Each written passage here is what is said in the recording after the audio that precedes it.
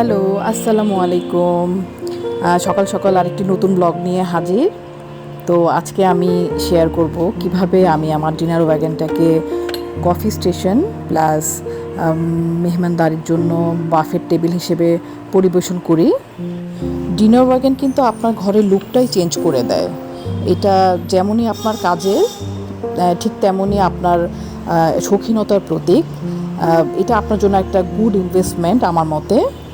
তো চা coffee make করার জন্য যা যা লাগে আমি আমার ডিনার ওয়াগনে গুছিয়ে রাখি।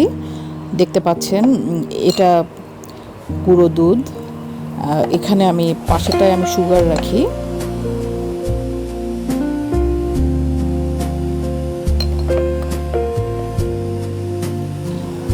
আর এখানে আমি চা রেখেছি, এটা একটা হার্ব টি, স্টেভিয়া রেখেছি, গাওয়া রেখেছি, এটা জিরো কল, এটা একটি কাশ্মীরি গাওয়া,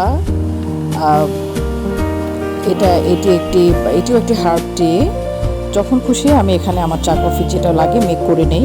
তো যখন মেহমান আসে আমি এটাকে সব কিছু সরিয়ে এখানে আমি এভাবে বাফেট রেডি করি। এটা এখানে বাফেট সাজালে খুবই সুন্দর লাগে, খুবই প্রেজেন্টেবল লাগে।